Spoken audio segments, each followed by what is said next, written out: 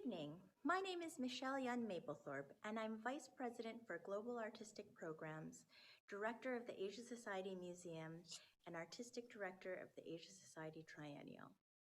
It's my pleasure to welcome you to Asia Society this evening for the lecture Not Home Alone, Contemporary Art as Resistance in the Asia Society Triennial, organized in conjunction with the inaugural Asia Society Triennial, which opened to the public on October 27th.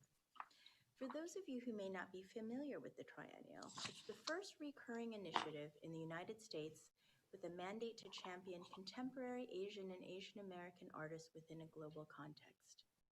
The Triennial provides an internationally recognized platform for these artists to push the boundaries of their respective practices and to meaningfully engage with new audiences with whom they may not otherwise encounter. The inaugural edition, We Do Not Dream Alone, features over 40 artists and artist groups working across mediums from 20 countries from across Asia and the diaspora. This exciting exhibition will be on view in two parts from October 27th to June 27th, 2021, and will be accompanied by an exhibition catalog and a robust roster of public programs. We look forward to welcoming you back to Asia Society Museum here in New York to experience this exciting initiative. To learn more about the Triennial and how to visit, please go to our website, asiasociety.org/triennial. For our members who are tuning in this evening, we thank you for your steadfast support of our work, especially now. Your generosity nourishes our resolve to persevere during these challenging times. And for those of you who are new to Asia Society, we encourage you to become a member. Membership details may be accessed on our website at asiasociety.org/support/membership. This program is being recorded and the lecture will be posted on the Asia Society website and our YouTube channel for further reference. At this time, it's my pleasure to introduce Boon Tan. Boon Tan was formerly Vice President of Global Artistic Programs at Asia Society and Director of the Asia Society Museum. He's co-curator and former artistic director for the Asia Society Triennial. Prior to this, he was assistant chief executive for museum and programs at the National Heritage Board in Singapore, where in this capacity, he oversaw exhibitions, programs, and outreach events across the board's initiatives. In 2015, he was artistic director for Singapore and France Le Festival, the largest multidisciplinary presentation of contemporary culture from Singapore and Southeast Asia in France.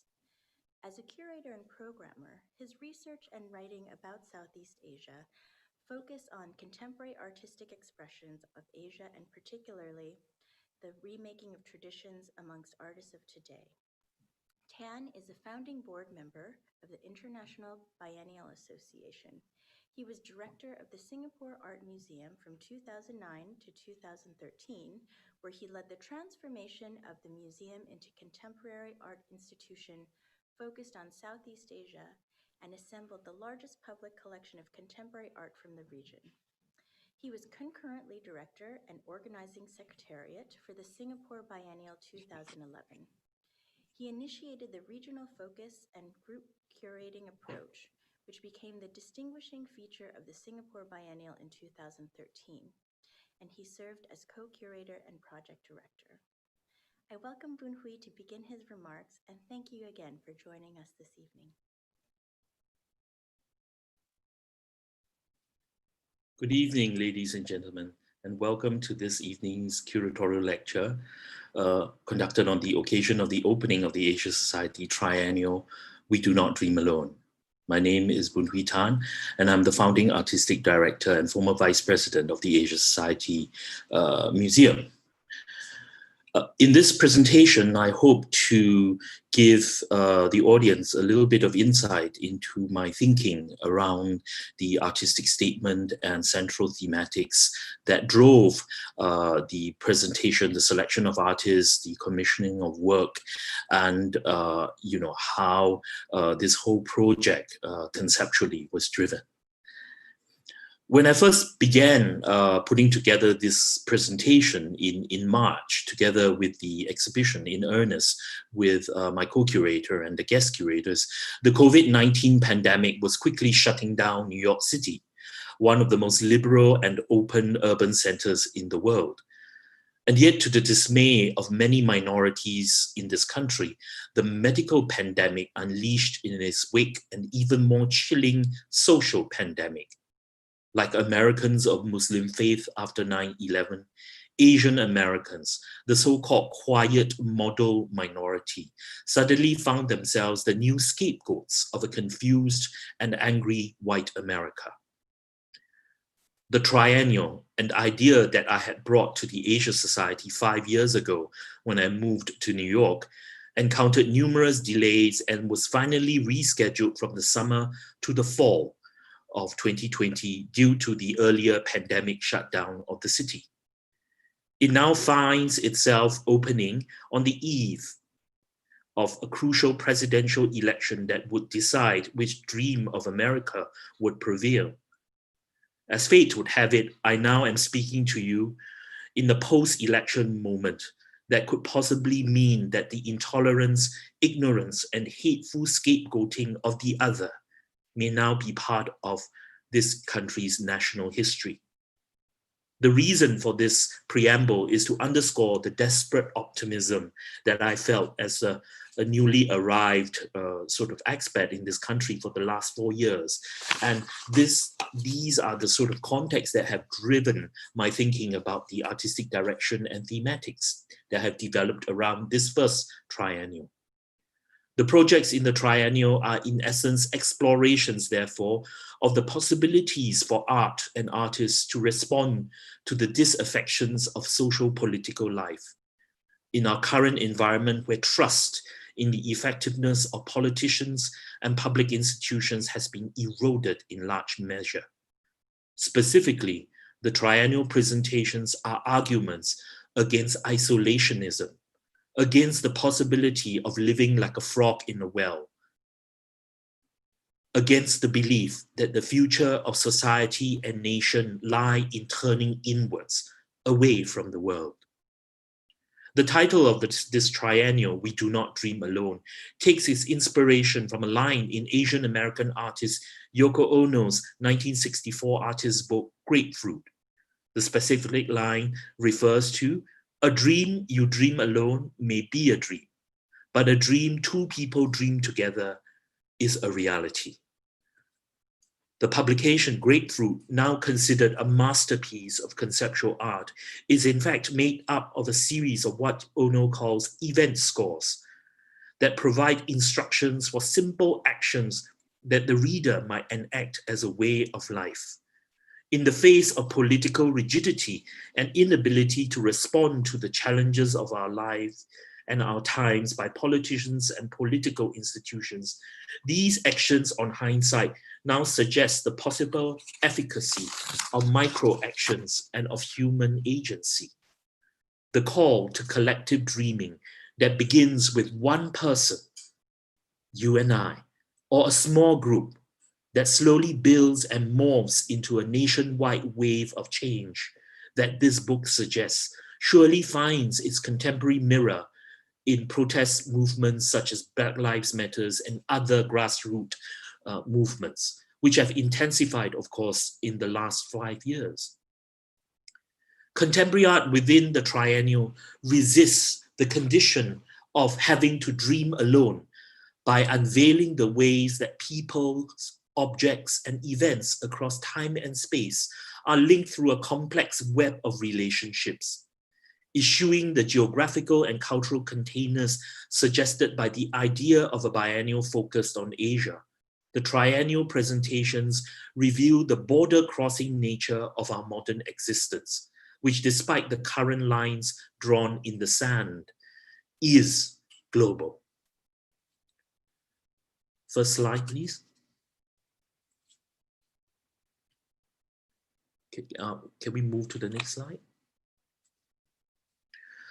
Contemporary art in the present moment is a refutation of the perverse dream that society and culture can be walled off and yet continue to flourish in its self-contained oasis.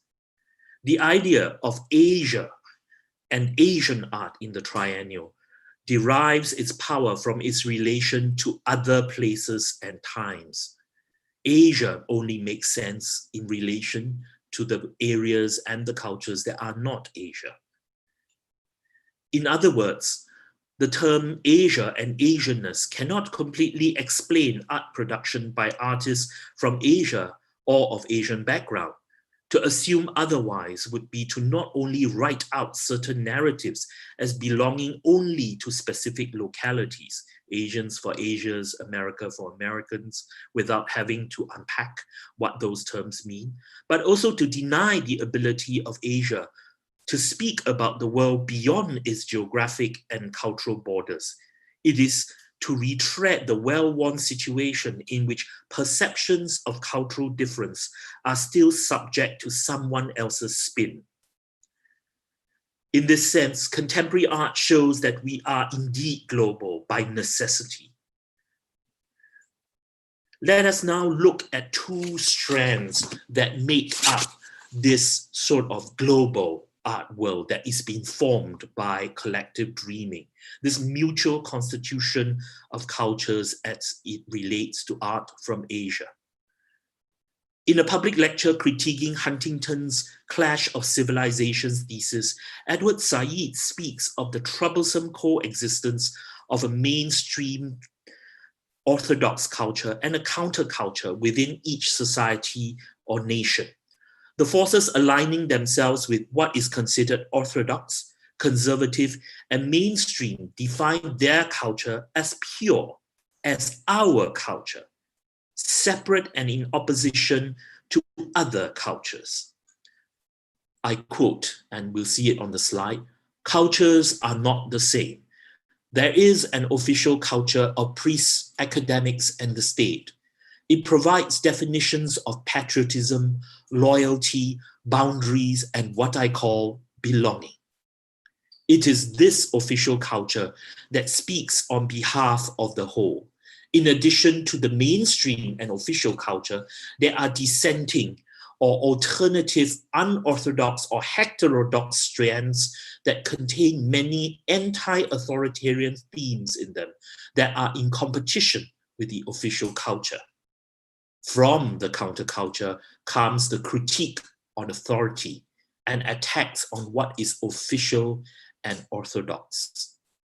And most importantly, when I was reading, or I was listening to this lecture, no culture is understandable without some sense of this endless source of provocation from the unofficial to the official." Next slide. Next slide, please. And now we start looking at some of the artworks in the triennial. This is Kavod Murad, an American artist of Syrian and Armenian descent. And in my view, his work is a testament to the idea of culture as a palimpsest, where inherited and lived experiences are expressed in a rich and complex visual language crossing genres and materials. Growing up for some time in the historic Syrian city of Aleppo, which has now, of course, been heavily destroyed by ISIS, he retains keen memories of the domestic architectures of the city, where he spent his childhood alongside neighbors of Christian, Jewish, and Muslim communities. His visually arresting installation, Seen Through Babel, next slide, takes the parable of the Tower of Babel as a metaphor for the fractures of the moment. Where once the peoples of the world understood each other, their hubris to build a tower that could reach the heavens caused God to confound their speech, giving rise to different languages that forever separate communities of men and women. Given the current trend towards tribalism and an us versus the other versus them, tendency in political life. This work becomes a metaphor not just for contemporary human society in general, but also specifically for the philosophy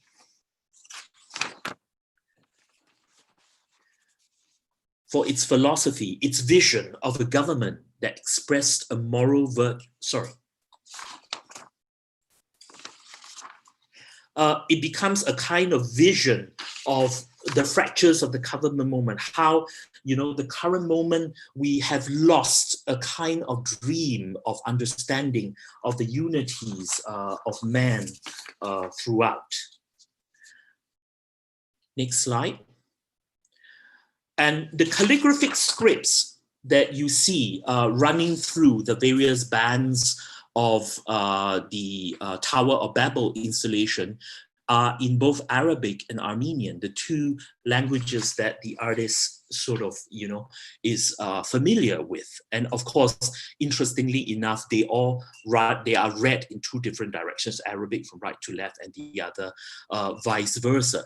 So many of these scripts are seen through the cutouts in the installation. So hence, again, the form of the work, the fact that you only partially glimpse what is actually multiple streams of cultural expression, just like the multiple languages, it carries, that artist, this particular artist's idea of, how multiple cultures exist, and we've lost the sort of ability, we're in danger of losing the ability to accommodate these different kinds of cultures and times.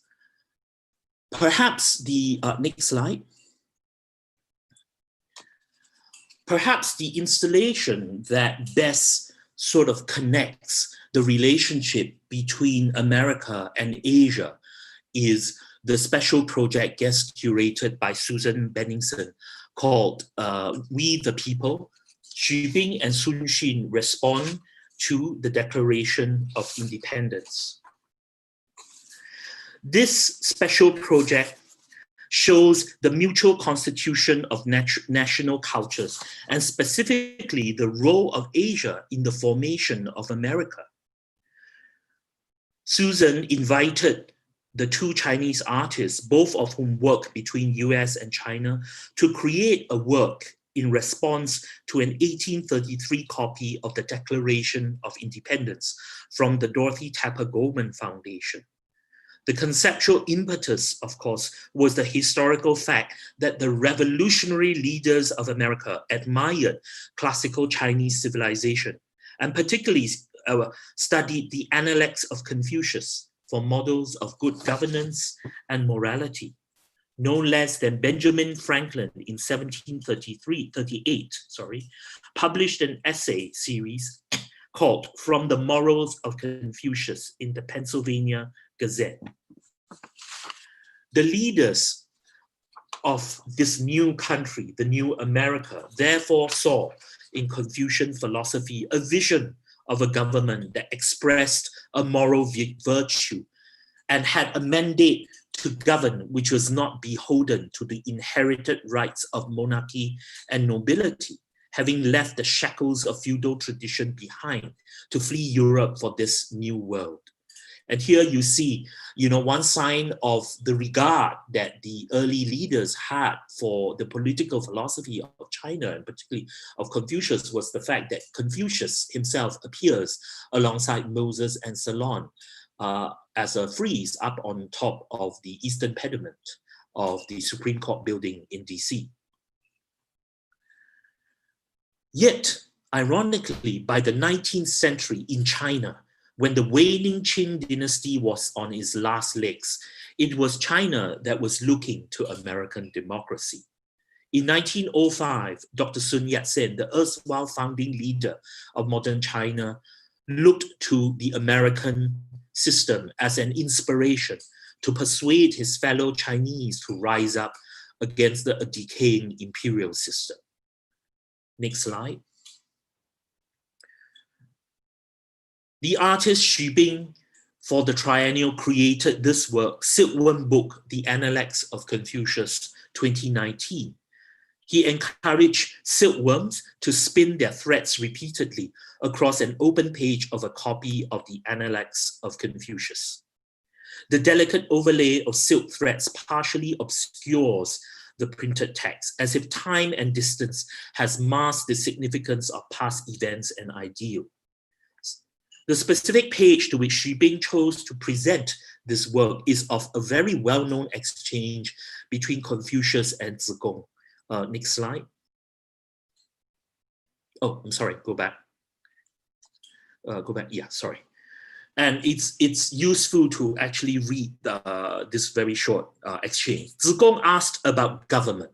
The master, referring to Confucius, said, sufficient food, sufficient military force, the confidence of the people.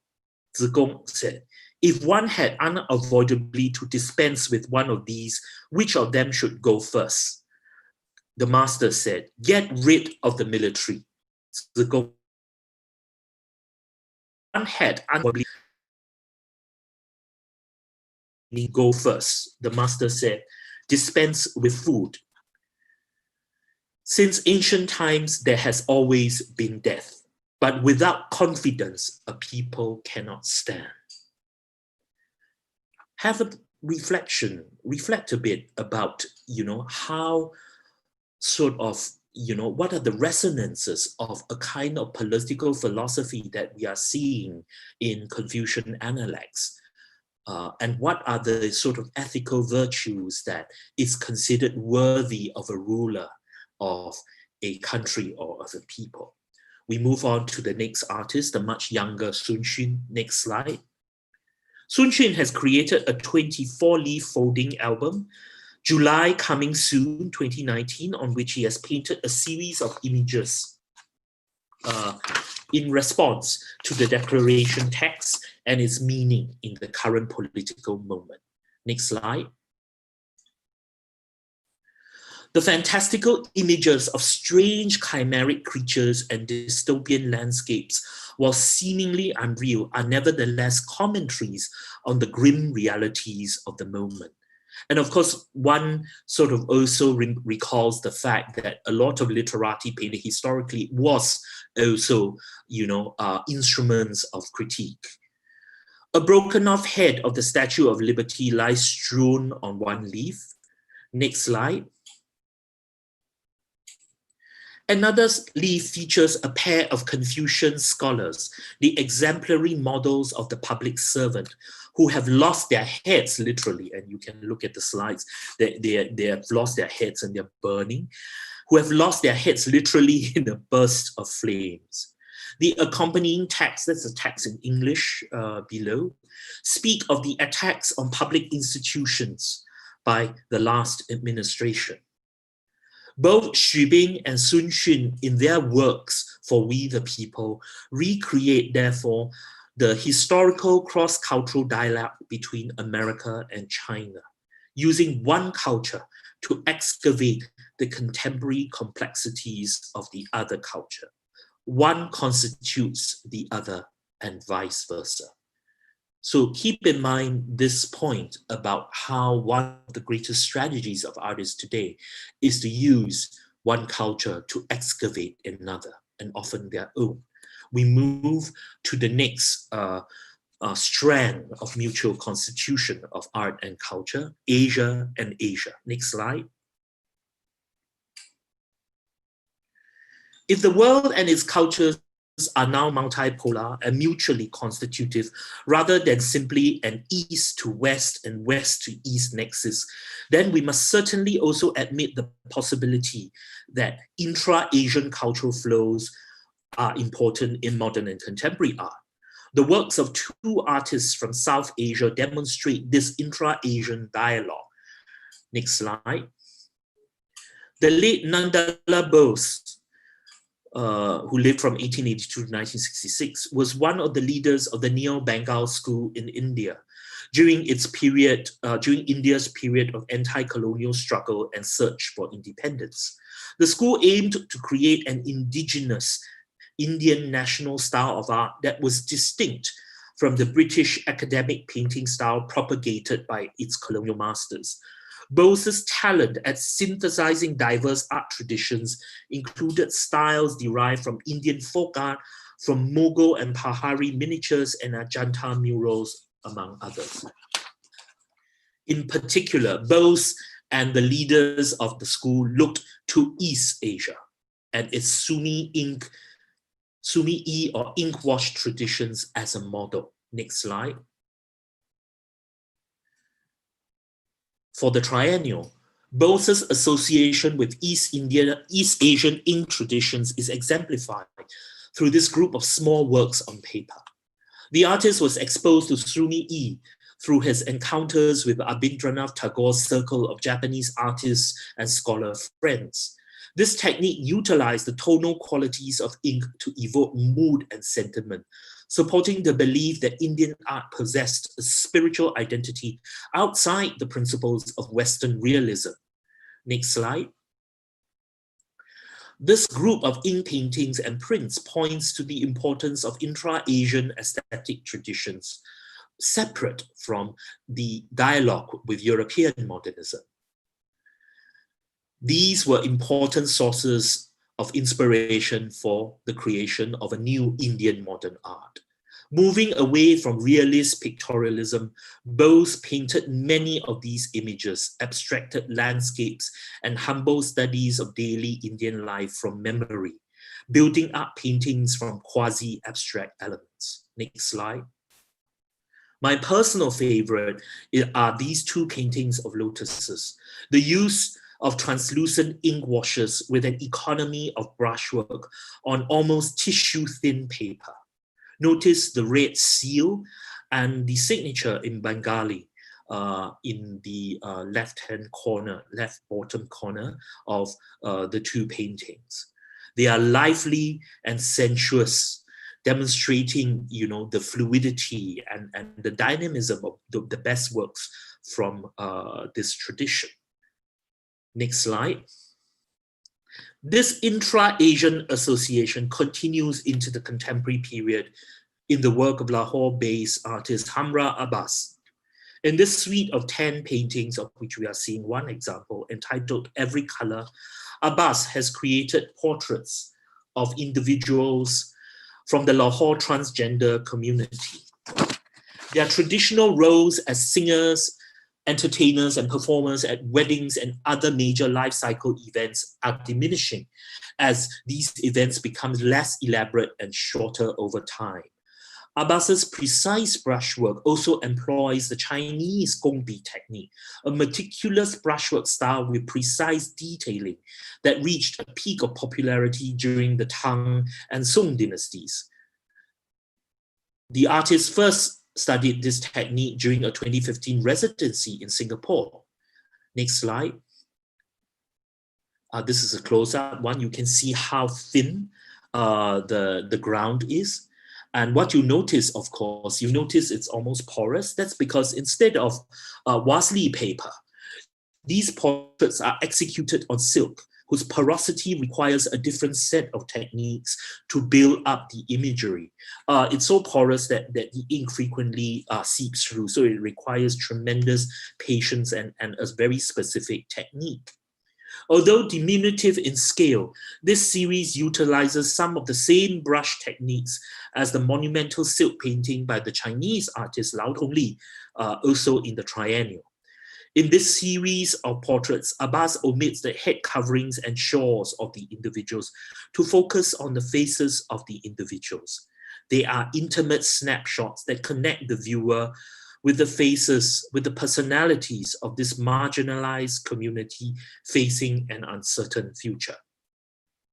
What the works of Nandala Bose and Hamra Abbas, though separated in time and space, demonstrate is that the transmission of form to serve other regional ideological or personal and aesthetic situations, as well as the needs of the artist, is an important strand in the formation of the global art world.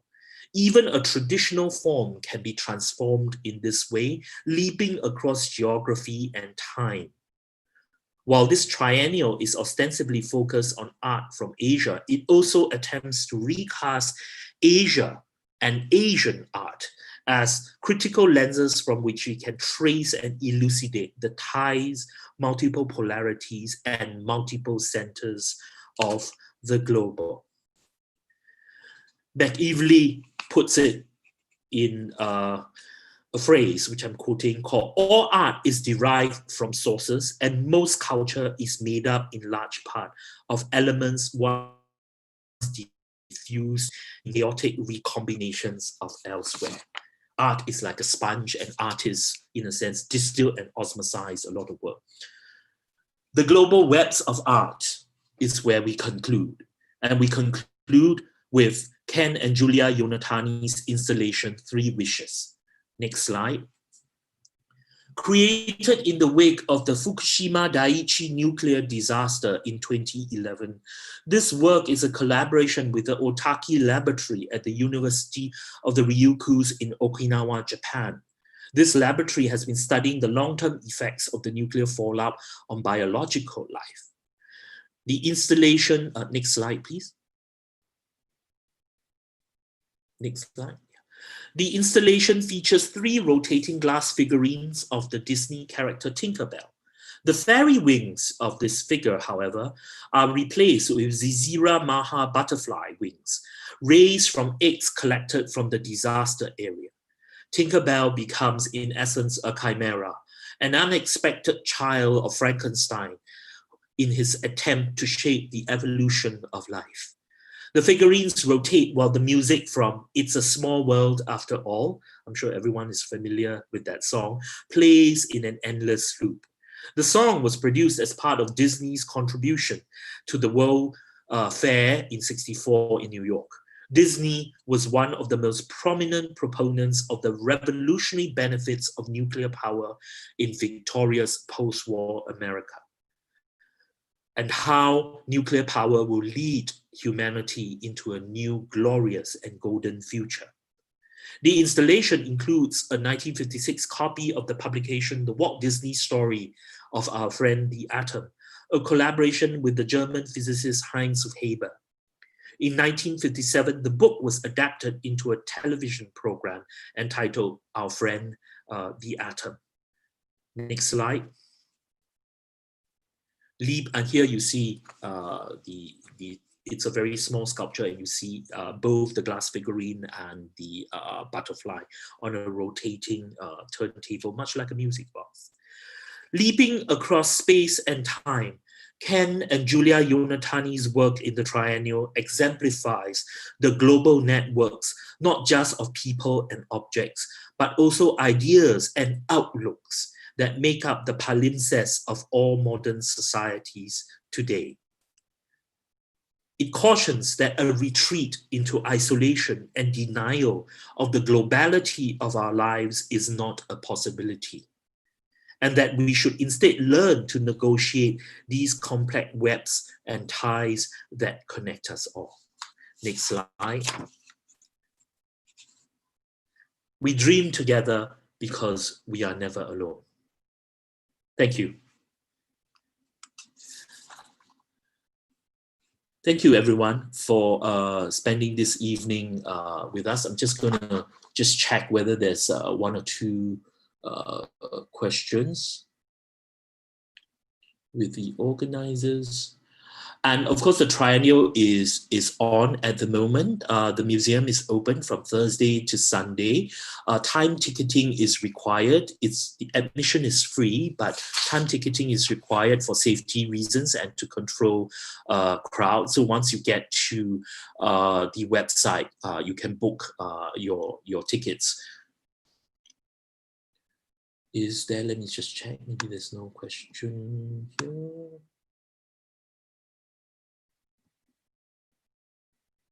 No? Okay, I think there are no questions. Too much information. This presentation, if you came late, or for those who missed a part or entirely of it, will be uploaded onto the Asia Society YouTube site and YouTube channel very soon, so you can check back there. Also, please let your friends know. Thank you for supporting the triennial. Please support the cause of Asian art, and